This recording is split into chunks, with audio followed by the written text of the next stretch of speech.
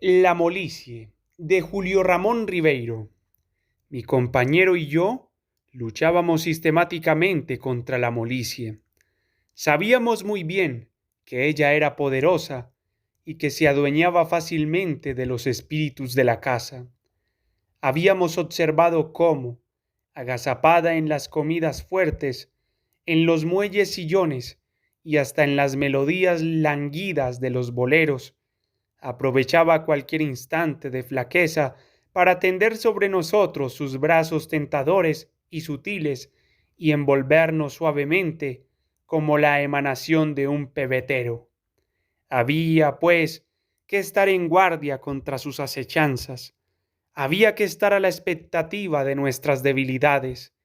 Nuestra habitación estaba prevenida, diríase exorcizada contra ella. Habíamos atiborrado los estantes de libros, libros raros y preciosos que constantemente despertaban nuestra curiosidad y nos disponían al estudio. Habíamos coloreado las paredes con extraños dibujos que día a día renovábamos para tener siempre alguna novedad o, por lo menos, la ilusión de una perpetua mudanza. Yo pintaba espectros y animales prehistóricos, y mi compañero trazaba con el pincel transparentes y arbitrarias alegorías que constituían para mí un enigma indescifrable. Teníamos, por último, una pequeña radiola en la cual en momentos de sumo peligro poníamos cantigas gregorianas, sonatas clásicas o alguna fustigante pieza de jazz que comunicara a todo lo inerte una vibración de ballet.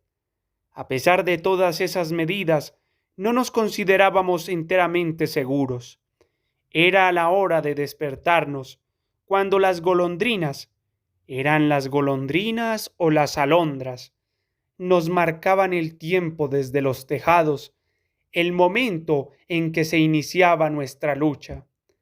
Nos provocaba correr la persiana, amortiguar la luz y quedarnos tendidos sobre las duras camas, dulcemente mecidos por el vaivén de las horas, pero estimulándonos recíprocamente con gritos y consejos, saltábamos semidormidos de nuestros lechos y corríamos a través del corredor caldeado hasta la ducha, bajo cuya agua helada recibíamos la primera cura de emergencia.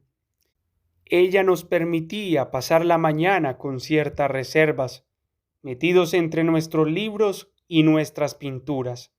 A veces, cuando el calor no era muy intenso, salíamos a dar un paseo entre las arboledas, viendo a la gente arrastrarse penosamente por las calzadas, huyendo también de la molicie, como nosotros.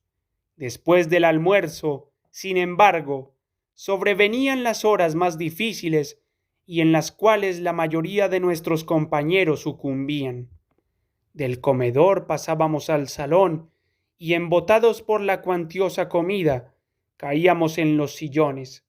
Allí pedíamos café antes que los ojos se nos cerraran, y gracias a su gusto amargo y tostado, febrilmente sorbido, podíamos pensar lo elemental para mantenernos vivos. Repetíamos el café, fumábamos, hojeábamos por centésima vez los diarios, hasta que la molicie hacía su ingreso por las tres grandes ventanas asoleadas. Poco a poco disminuía el ritmo de los coloquios.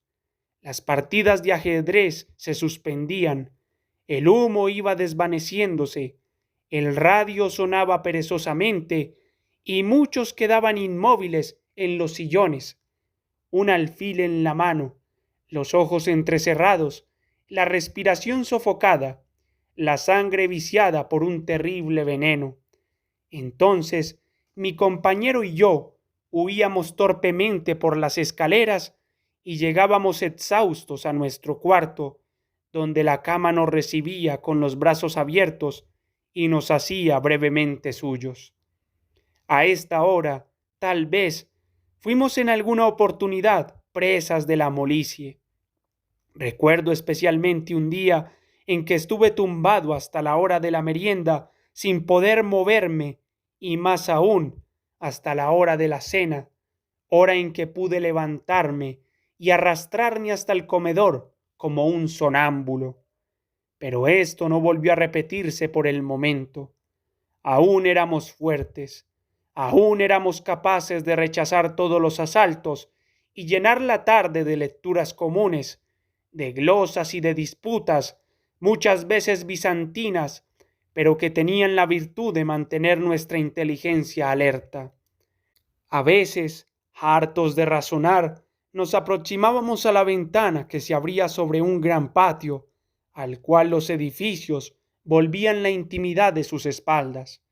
Veíamos entonces que la molicie retozaba en el patio bajo el resplandor del sol y, reptando por las paredes, hacía suyos los departamentos y las cosas. Por las ventanas abiertas veíamos hombres y mujeres desnudos, indolentemente estirados sobre los lechos blancos, abanicándose con periódico. A veces alguno de ellos se aproximaba a su ventana y miraba el patio y nos veía a nosotros. Luego de hacernos un gesto vago, que podía interpretarse como un signo de complicidad en el sufrimiento, regresaba a su lecho, bebía lentos jarros de agua y, envuelto en sus sábanas como en un sudario, proseguía su descomposición. Este cuadro al principio nos fortalecía porque revelaba en nosotros cierta superioridad, mas pronto aprendimos a ver en cada ventana como el reflejo anticipado de nuestro propio destino y huíamos de ese espectáculo como de un mal presagio.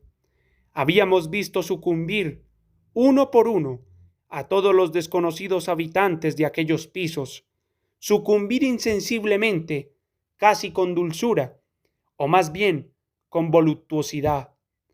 Aun aquellos que ofrecieron resistencia, aquel, por ejemplo, que jugaba solitarios, o aquel otro que tocaba la flauta, habían perecido estrepitosamente. La poca gente que disponía de recursos, nosotros no estábamos en esa situación, se libraban de la molicie abandonando la ciudad.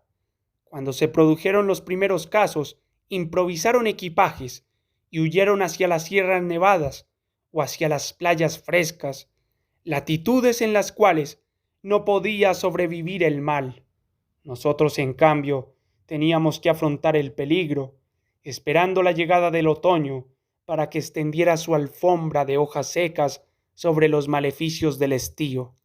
A veces, sin embargo, el otoño se retrasaba mucho, y cuando llegaban los primeros cierzos, la mayoría de nosotros estábamos incurablemente enfermos, completamente corrompidos para toda la vida. Las 7 de la noche era la hora más benigna.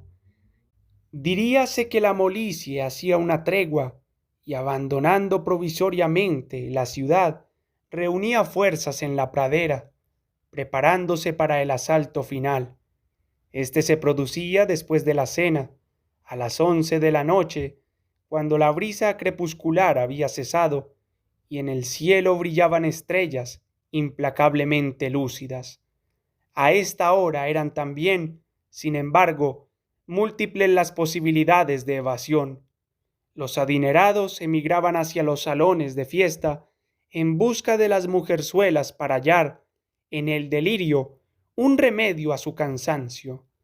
Otros se jartaban de vino y regresaban ebrios en la madrugada, completamente insensibles a las sutilezas de la molicie.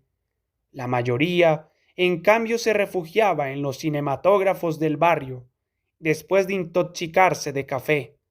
Los preparativos para la incursión al cine eran siempre precedidos de una gran tensión, como si se tratara de una medida sanitaria. Se repasaban los listines, se discutían las películas y pronto salía la gran caravana cortando el aire espeso de la noche. Muchos, sin embargo, no tenían dinero ni para eso y mendigaban plañideramente una invitación o la exigían con amenazas a las que eran conducidos fácilmente por el peligro en que se hallaban. En las incómodas butacas veíamos 3 o 4 cintas consecutivas con un interés excesivo y que en otras circunstancias no tendría explicación.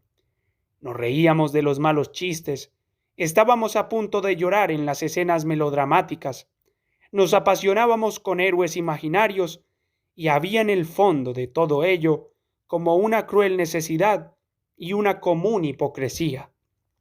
A la salida frecuentábamos paseos solitarios, aromados por perfumes fuertes, y esperábamos en peripatéticas charlas que el alba plantara su estandarte de luz en el oriente, signo indudable de que la molicie se declaraba vencida en aquella jornada. Al promediar la estación, la lucha se hizo insostenible. Sobrevinieron unos días opacos, con un cielo gris cerrado sobre nosotros como una campana neumática. No corría un aliento de aire, y el tiempo detenido husmeaba sórdidamente entre las cosas. En estos días, mi compañero y yo comprendimos la vanidad de todos nuestros esfuerzos. De nada nos valían ya los libros, ni las pinturas, ni los silogismos, porque ellos a su vez estaban contaminados. Comprendimos que la molicie era como una enfermedad cósmica que atacaba hasta a los seres inorgánicos, que se infiltraba hasta en las entidades abstractas, dándoles una blanda apariencia de cosas vivas e inútiles. La residencia, piso por piso, había ido cediendo sus posiciones. La planta inferior, ocupada por la despensa y la carbonería, fue la primera en suspender la lucha. Las materias corruptibles que guardaba, pilas de carbón vegetal, víveres malolientes, fueron presas fáciles del mal. Luego el mal fue subiendo inflexiblemente como una densa marea que sepultara ciudades y suspendiera cadáveres. Nosotros, que ocupábamos el último piso, organizamos una encarnizada resistencia. Nuestro reducto fue un pequeño y anónimo cantar de gesta. Abriendo los grifos dejamos correr el agua por los pasillos e infiltrarse en las habitaciones. En una heroica salida regresamos cargados de frutas tropicales y de palmas para morder la pulpa jugosa o abanicarnos con las hojas verdes. Pero pronto el agua se recalentó, las palmas se secaron y de las frutas solo quedaron los corazones oxidados. Entonces, desplomándonos en nuestras camas, oyendo cómo nuestro sudor rebotaba sobre las baldosas, decidimos nuestra capitulación. Al principio llevamos la cuenta de las horas. Un campanario repicaba cansadamente muy cerca nuestro. ¿Quién lo tañería? La cuenta de los días, pero pronto perdimos toda noción del tiempo. Vivíamos en un estado de somnolencia torpe, de embrutecimiento progresivo. No podíamos proferir una sola palabra. Nos era imposible hilvanar un pensamiento. Éramos fardos de materia viva, desposeídos de toda humanidad. ¿Cuánto tiempo duraría aquel estado? No lo sé, no podría decirlo. Solo recuerdo aquella mañana en que fuimos removidos de nuestros lechos por un gigantesco estampido que conmovió a toda la ciudad. Nuestra sensibilidad, agudizada por aquel impacto, quedó un instante alerta. Entonces sobrevino un gran silencio. Luego una ráfaga de aire fresco abrió de par en par las ventanas y unas gotas de agua motearon los cristales. La atmósfera de toda la habitación se renovó en un momento y un saludable olor de tierra humedecida nos arrastró hacia la ventana. Entonces vimos que llovía copiosa, consoladoramente. También vimos que los árboles habían amarillado y que la primera hoja dorada se desprendía y después de un breve vals tocaba la tierra. A este contacto, un dedo en llaga gigantesca, la tierra despertó con un estertor de inmenso y contagioso júbilo, como un animal después de un largo sueño, y nosotros mismos nos sentimos partícipes de aquel renacimiento y nos abrazamos alegremente sobre el dintel de la ventana, recibiendo en el rostro las húmedas gotas del otoño. Madrid, 1953.